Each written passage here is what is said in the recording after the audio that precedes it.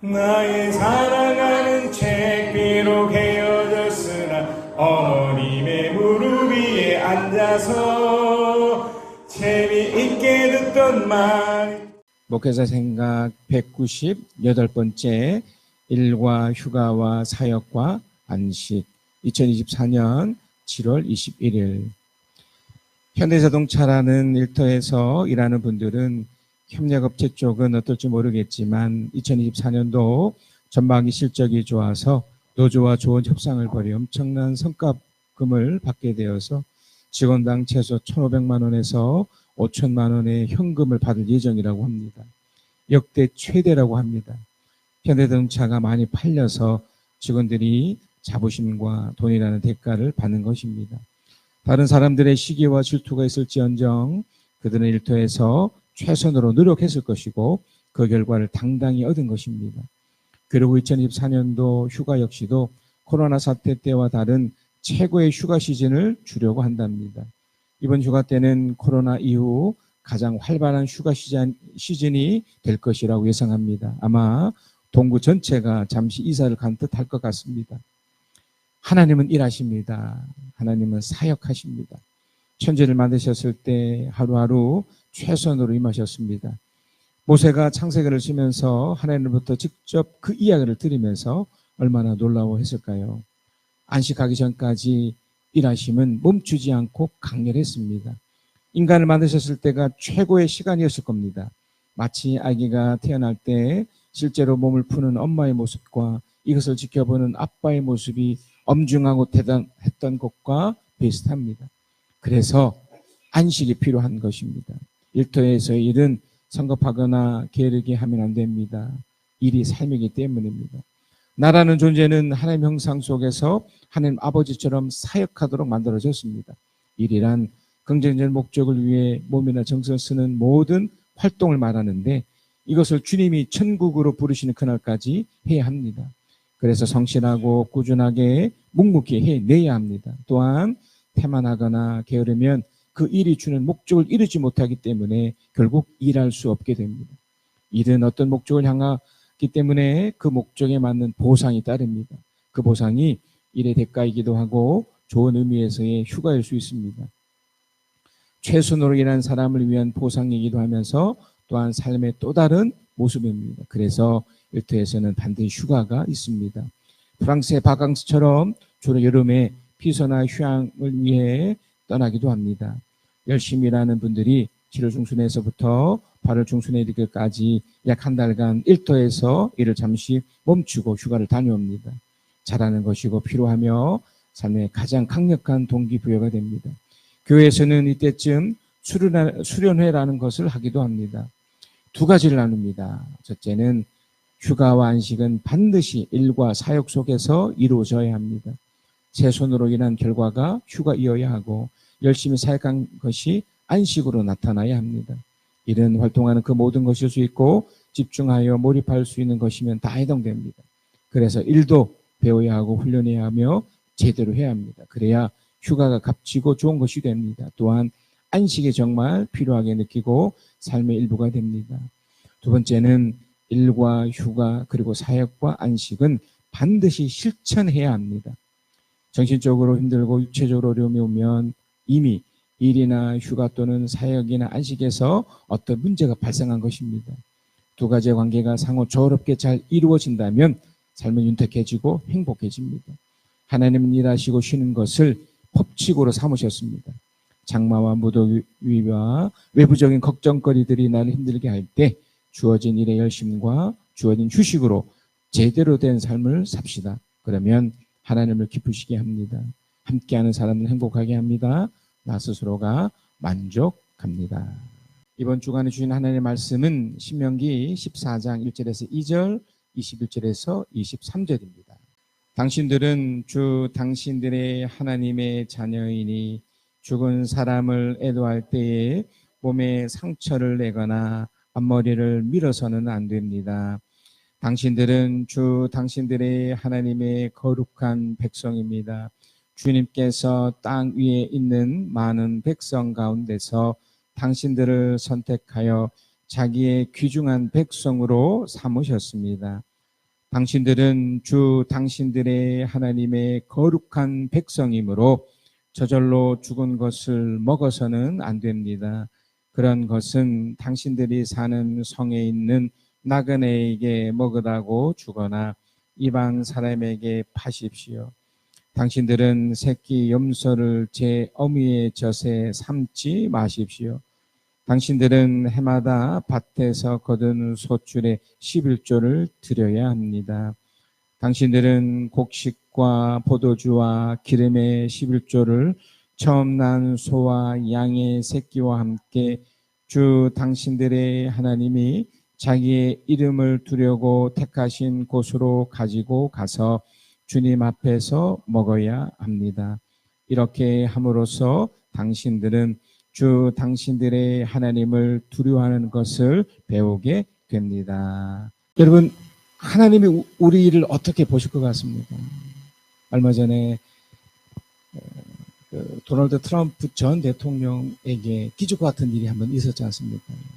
유세 도중에 4월 이제 4개월 후면 이제 다음 대통령 이제 선거가 있는데 이제 유세 도중에 나쁜 사람이죠. 이제 도널드 트럼프를 이렇게 죽이려고 이렇게 총을 쐈는데 이제 다행히 이제 이 귀를 스쳐서 본인은 다행히 살았고 대신에 이제 또 한 명은 죽고 이제 두 명이 이제 심한 부상을 입어서 이제 병원에 있다는 이제 소식을 우리가 보고 들었습니다. 그런 일이 왜 일어났을까요? 그죠? 근데 더 놀라운 것은 어찌됐든 뭐 죽은 사람도 안타깝게 있지만 도널드 트럼프라는 이 사람이 살았습니다. 그러니까 본인이 어떻게 느꼈을까요? 그러니까 왜 일어났는지는 어떻게 보면 잘 모릅니다. 나쁜 사람이 나쁜 행동을 한 것뿐인데 그걸 뭐 그때 따지면 또 뭐 원인도 찾을 수 있겠지만 어찌됐든 살아났잖아요. 그래서 주목해야 될 게 뭐냐면 그가 살아났을 때 어떻게 느꼈겠냐는 거죠. 분명 특별하게 생각하지 않았겠습니까? 대단하다고 느끼지 않았겠습니까?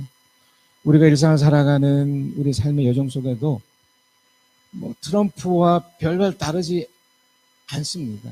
그가 뭐 전 세계에서 가장 강력한 나라의 대통령이 혹 이제 될지 안 될지는 모르겠지만 그런 사람이라고 해서 특별하고 또 우리라고 해서 좀 평범하게 살기 때문에 좀 다르고 이런 하기보다 똑같이 우리도 하루가 살면서 배후에 엄청난 일들이 일어나고 있었습니다. 하나님께서 우리를 특별하고 대단하게 여겨주셔서 그래도 건강하게 그래도 이만큼 우리나라에서도 지금 이 장마가 예전과 다르게 아주 집중적인 호우를 주는 바람에 다른 지역에는 큰 비 때문에 사실 우리 울산도 우리가 2년 전인가요?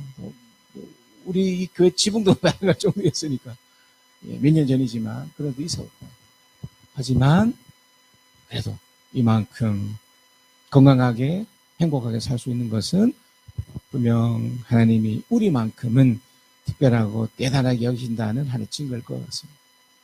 그래서 오늘 본문에 보면 신명기 14장 1절에서 2절입니다.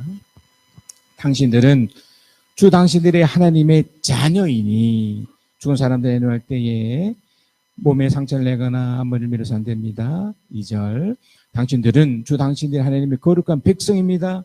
주님께서 땅 위에 있는 많은 백성들 가운데서 당신들을 선택하여 자기의 귀중한 백성으로 삼으셨습니다. 그래서 오늘 첫 번째 중요한 포인트는 뭐냐면 내가 하나님으로부터 특별하고 대단한 존재로 여김받고 있다는 겁니다. 여러분이 이걸 받아들이든 받아들이지 않든 그건 본인의 선택이시겠지만 나는 이런 귀하고 놀라운 존재라는 걸 분명히 알으셔야 됩니다. 하나님의 거룩한 백성이고 선택해서 귀중한 백성으로 삼으셨고 하나님의 아들, 딸이라는 거죠. 여러분 이런 정체성, 이런 나 스스로에 대한 이 규정이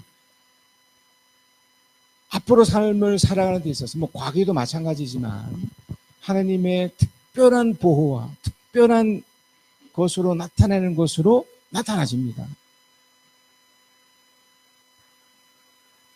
트럼프에게 일어났던 일들이 우리에게는 매일매일 일어나고 있는 거죠.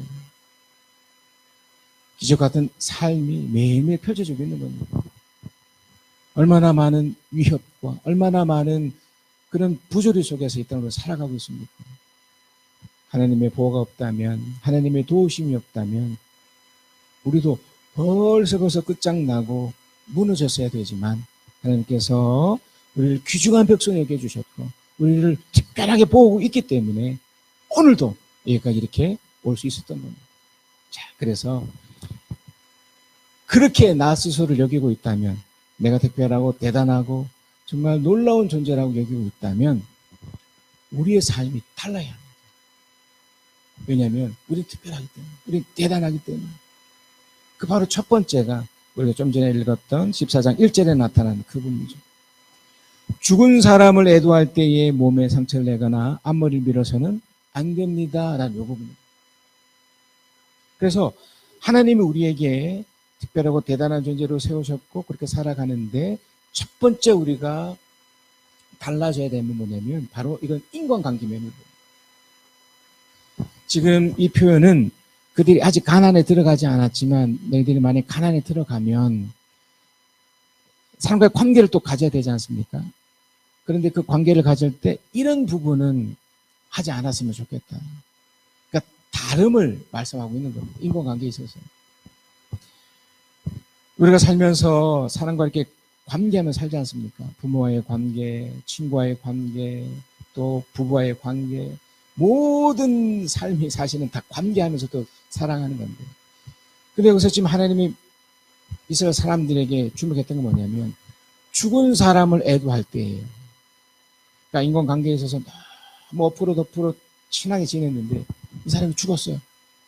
그런데 사실 죽으면 뭐 안타깝지만 끝이 난 거잖아요. 근데 여기에는 두 가지를 예를 들어 말하고 있는 겁니다. 하나는 일정 기간 동안만, 또 하나는 그 관계한 데 있어서 넘지 말아야 될 선을 얘기하고 있는 거거든요. 그래서 애도라는 표현이 있습니다. 슬퍼할 수 있습니다. 아파할 수 있습니다. 이게 왜 나쁜 거겠습니까? 저도 소중한 사람들, 또 함께하는 사람들, 또 저번 주에도 또 조금 있어서 장례식을 다녀왔지만 예, 마음이 아프고 힘이 듭니다. 너무 괴롭습니다. 그게 문제는 이것이 기간이 오버되는 거예요. 그러니까 그 내용이 너무 과도한 거예요. 그래서 죽은 사람을 애도할 때 몸을 상처낼 정도로, 그러니까 너무 괴로운 거예요. 너무 힘든 거예요. 근데 이거를 끝이 없도록, 그러니까 그 마음의 상처를 계속 가져가는 거예요. 그러니까 이거 하지 말라는 거예요. 왜냐면 믿는 사람인 경우에는 이제 그 기간은 좀 아플 수 있지만 다시 만날 것에 대한 기대가 있는 거잖아요. 근데 그것을 그렇게 하지 않고 그냥 죽은 것 자체만 너무 아쉬워서 계속 거기에 머물러 있습니다. 그래서 계속 자기를 학대하는 거예요. 잘 괴로워하는 거예요. 우리나라 그 유교 문화 중에서 왜 부모가 죽으면 그 죽은 묘에 가서 무려 3년 동안이나 아이고 해야 된다고 하는 그런 말도 안 되는 법이 있는 거죠. 그러면 안 된다는 거죠. 일정 기간 동안은 아파하고 참 슬퍼할 수 있지만 어느 기간이 지나면 이렇게 해서는 안 돼요. 그래서 앞머리를 밀어서 안 된다는 건 뭐냐면 그걸 마치 우상화시키는 거예요. 죽은 이에 대해서 우리가 기억할 필요는 있지만 몸에 마치 뭐 문신을 낼 정도까지 하면서 그 기억을 넘어서서 마치 우상처럼 여기는 거예요. 근데 이걸 하지 말라는 거예요. 그래서 하나님은 우리에게 요구하시는 것은 인간관계에 있어서 과도하거나 또 너무나 많은 것을 이렇게 들여서 관계하지 말고 적당히라는 표현이 좀 어떨지 모르지만 적정선을 두어야 된다는 겁니다. 너무 깊게도 그렇다고 너무 얇게도 아닌 적정한 관계 속에서 서로 사랑과 감동과 이걸 주고받으며 이 땅을 사는 동안 이렇게 누리면 되는 거죠. 이것이 우리의 다름이 되어야 됩니다.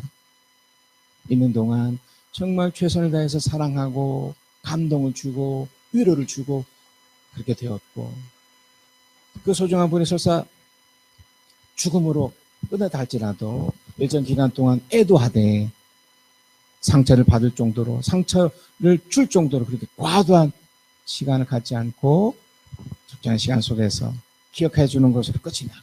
또 남겨진 사람들을 위해서 최선을 다해서 섬기며 살아가는. 여러분, 이게 멋진 삶이고요. 이것이 하나님 우리에게 요구하는 다름의 삶의 모습입니다. 두 번째 다름이 있습니다. 신명기 14장 3절입니다. 당신들은 주님께서 부정하다고 하신 것은 어떤 것도 먹어서는 안 됩니다. 신명기 14장 21절에도 비슷한 표현이 있습니다. 당신들은 주 당신들의 하나님의 거룩한 백성이므로, 이게 전제되어 있죠. 저절로 죽은 것을 먹어서는 안 됩니다. 그런 것은 당신들이 사는 성에 있는 나그네에게 먹으라고 주거나 이방 사람에게 파십시오. 당신들은 새끼 염소를 제어의 젖에 삶지 마십시오. 이것도 하나님이 우리에게 구별된 삶, 좀 다름을 좀 가졌으면 좋겠는데 하는 것 중에 이 두 번째의 경우인데요.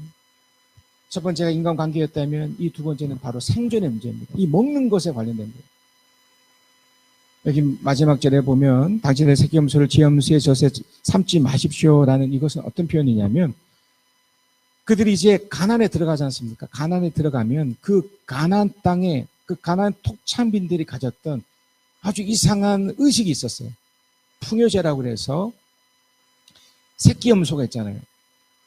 그러니까 아마 이제 자신들이 이제 잘 먹고 잘 살기 위해서 이제 새끼 염소를 이렇게 죽이면 안 되잖아요. 그냥 잘 살아서 이렇게 둬야 되는데, 새끼 염소를 일부러 이제 어미가 있을 때 그 어미의 그 젖과 함께 그 삶아서 그렇게 하는 거예요. 이게 제사의식이죠, 제사의식. 그렇게 하면 이 땅에서 풍요롭게 산다. 그러니까 잘 먹고 잘 산다. 뭐 이런 것 때문에 이렇게 했던 겁니다. 하나님 이걸 멈추게 한 거예요. 왜 이렇게 하신 건가요? 이걸 통해서 우리에게 어떤 다름을 좀 말하고 싶은 건가요? 하나님은 먹고 사는 것이 사람들 손에 있는 것이 아니라 가장 먼저는 하나님 손에 달린 것을 말해주고 싶었던 거예요. 우리가 좀 전에 봤던 14장 3절에도 나타나지만 무엇을 먹어서도 되고 무엇을 먹어서는 안 된다는 것을 딱 규정하셨던 것은 우리를 위해서입니다. 무슨 말이냐면 우리는 연약한 한계를 가진 모습이 있습니다. 그래서 이 모습을 하나님께서 규정해 주고 싶었던 겁니다.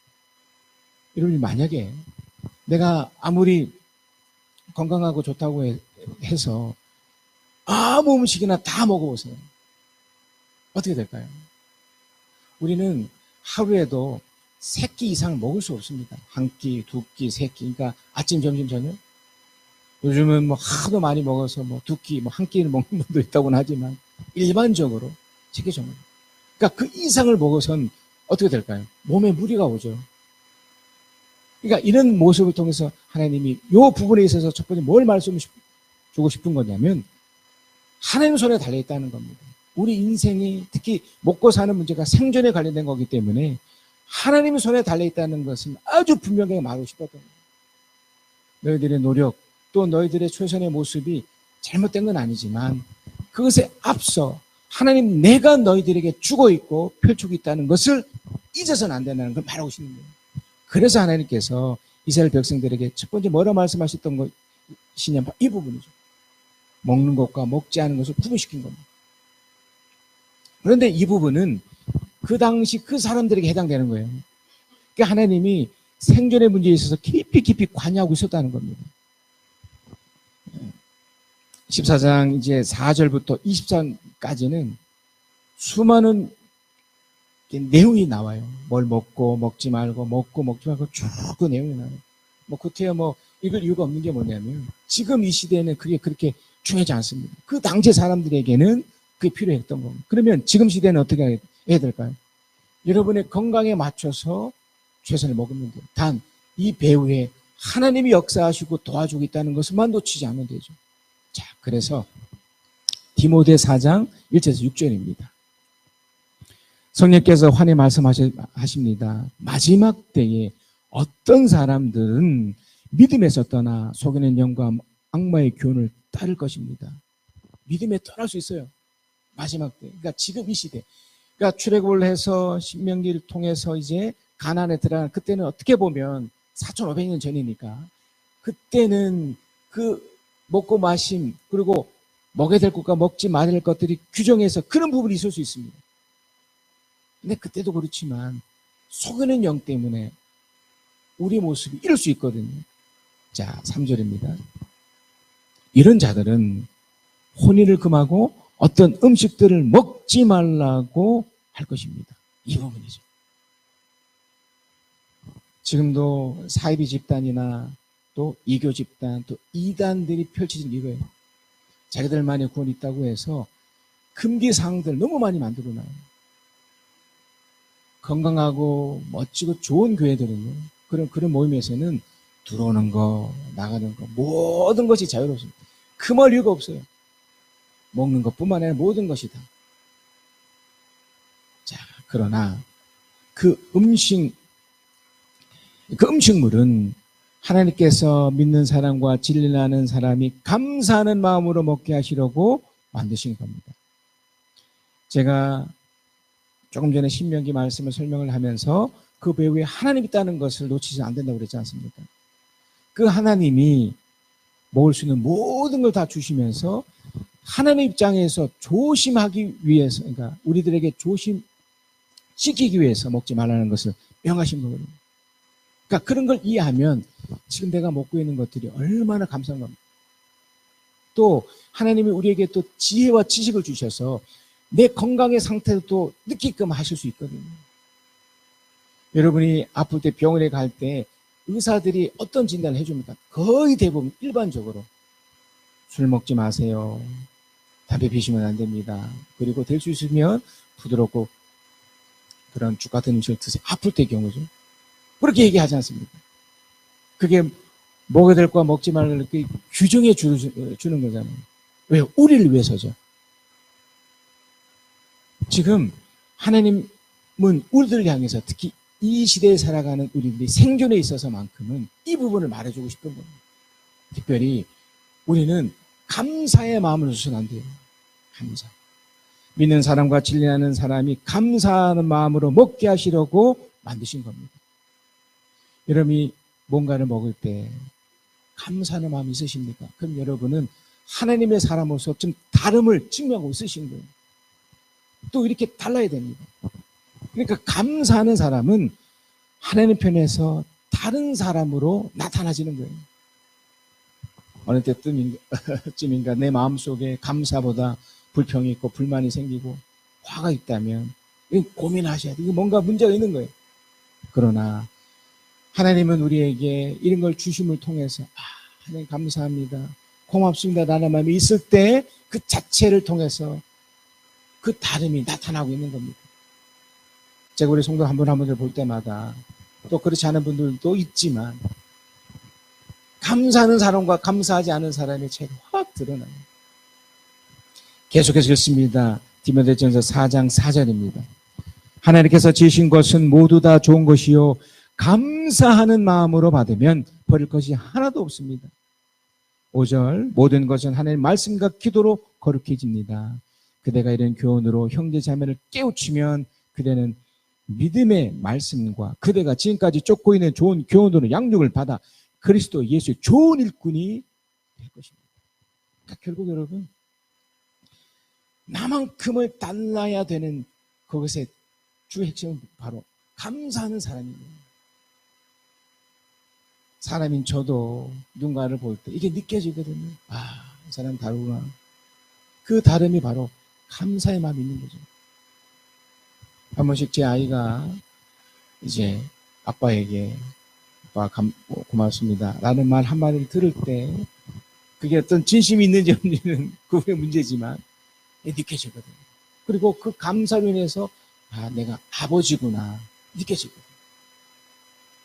여러분 안에 이런 놀라움이 계속 누리시고 펼치길 그리스도 축복합니다. 마지막 세 번째는요.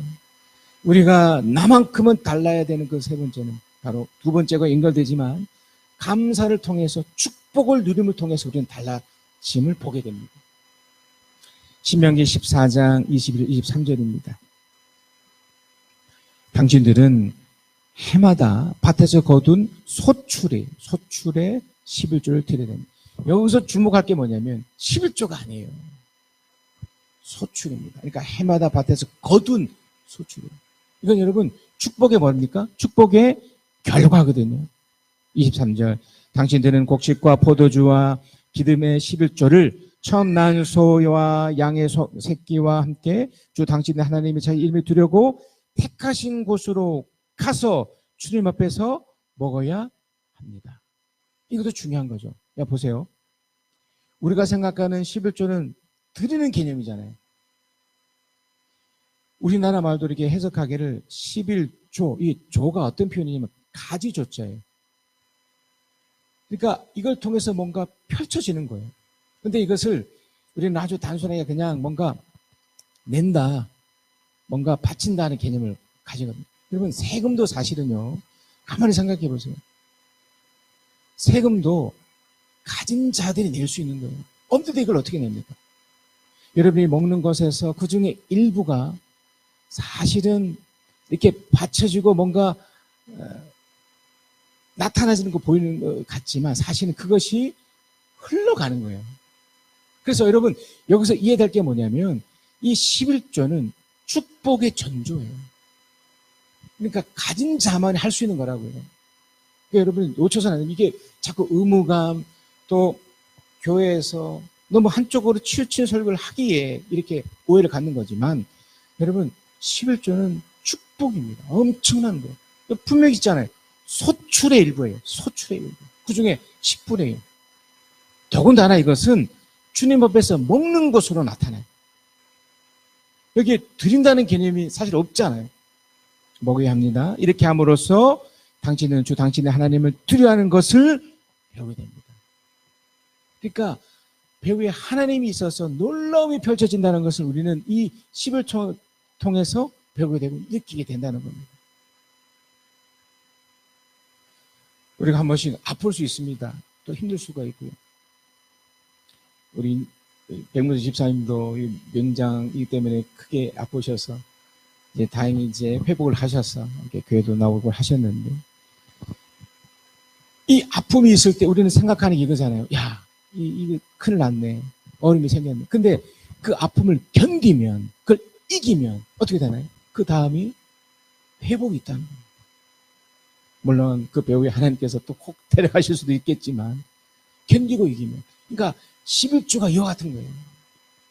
우리가 생각하기에는 내가 다 벌었으니 내 소출의 일부가 소출이 있으니 마음껏 쓰면 되지. 그렇지 않습니다. 쓸 것 같죠. 그것으로 끝나는 거예요. 그러나 이 11조는 다시 흘러보는 것이기 때문에 이 생존과도 연결되어 있기 때문에 다시 먹고 누리게 되는 겁니다. 자, 신명기 14장 24절 26절입니다. 그러나 주 당신들의 하나님이 그의 이름을 두려고 택하신 곳에 당신들이 있는 곳에 너무 멀고 가기가 어려워서 그것을 가져갈 수 없거든. 뭔가 좀 어려움이 생겼습니다. 그런데 25절 당신들은 그것을 돈으로 바꿔서 그 돈을 가지고 주 당신의 하나님 택하신 곳으로 가서 그 돈으로 마음에 드는 것을 사십시오. 이게 11조예요. 이게. 소든지 양이든지 포도든지 독한 술이든지 어떤 것이든지 먹고 싶은 것을 사서 주 당신들의 하나님 앞에서 당신들과 당신의 온 가족이 함께 먹으면서 즐거워하십시오. 좀 놀랍지 않습니까? 그러니까 여러분이 돈으로 뭔가 세금처럼 마치 교회에서도 막 뛰는 것처럼 여기시고 마치 세금도 그렇게 하는 것처럼 여기시면 아닙니다. 결국 이렇게 할 때 어떻게 되는 겁니까? 온 가족이 함께 먹으면서 즐거워하는 어떤 통로가 되는 거예요. 이것이 우리의 다름이에요. 세상 사람들은 그저 가지고 내 거 해서 소유하려만 하지만 그 중에 일부를 이렇게 흘러보내잖아요. 그러면 하나님은 당신들과 당신들의 온 가족이 함께 먹으면 즐거워하도록 만드신 게 하나님의 법칙이라는 겁니다. 자, 마지막으로 신명기 14장 28절에 29절입니다. 28절 당신들은 매년 3년 끝에 그 해에 난 소출, 그죠? 소출의 11조를 다 모아서 성 안에 저장해 두었다가, 자, 29절 우리 함께 읽겠습니다. 시작. 당신들이 사는 성 안에 유산도 없고 자취할 목도 없는 레위 사람이나 떠돌이나 고아나 가부들이 와서 배불리 먹게 하십시오. 그러면 주 당신들의 하나님은 당신들이 경영하는 모든 일에 복을 내려 주실 것입니다. 아멘. 놀랍지 않습니까, 여러분? 여러분이 최선을 다해서 노력했던 그 일부를 이렇게 흘러보내면 그것으로 끝나는 것이 아니라 그것을 가지고 누군가가, 특히 힘들어하고 어려운 사람들에게 흘러가서 그들이 배불리 먹게 되고요. 또 그렇게 되어서 그것이 다시 흘러보낸 사람이나 흘러보냄을 받는 사람이나 하나님으로부터 모든 일의 복을 누리게 된다는 것이 하나님의 말씀입니다. 여러분 어떠십니까? 우리는 세 가지 면에서 달라야 합니다. 우리 정체성 중에 하나님의 자녀고 하나님의 특별한 모습으로, 대단한 모습으로 우리를 여겨주셨는데, 하나는 인간관계 면에서 달라야 돼요. 두 번째는 감사하는 마음으로 이 땅을 살아가면서 먹는 것에 대해서 우리는 흘러보내는 인생이 되어야 되고, 세 번째, 그렇게 될 때 내가 경영하는 모든 것에서 복을 받게 되는, 이게 하나님의 시스템입니다. 하나님의 구조입니다. 자, 결론입니다. 한번 우리가 이 마음을 생각하시면서 한번 읽겠습니다. 시작. 세상의 속임수에 속지 말고 하나님의 다름을 알아 나만큼은 공평과 정의로운 상식적인 삶을 살아 모든 일에 하나님의 복을 누립시다. 주 안에 있는 나에게 난 근심이 있으랴. 십자가 밑에 나아가 내 짐을 풀었네. 그 두려움이 변하여 내 길로 되었고, 전날의 한숨 변하여 내 노래 되었네. 내 주는 자비하셔서 늘 함께 계시고, 내 궁핍함을 아시고 늘 채워주시네. 내 주와 맺을 언약은 영불변하시니 그 나라가 하기까지는 늘 보호하시네. 주님을 찬송하면서 할렐루야 할렐루야. 내 앞길 멀고 험해도 나 주님만 따라가리. 하나님 아버지 주신 책은 귀하고 중하신 말씀일세. 기쁘고 반가운 말씀 중에 날 사랑한단 말 참 좋구나. 구속의 은혜를 저버리고 어긋난 땅 길로 가다가도 예수의 사랑만 생각하며 곧 다시 예수께 돌아오니 구주의 영광을 바라보며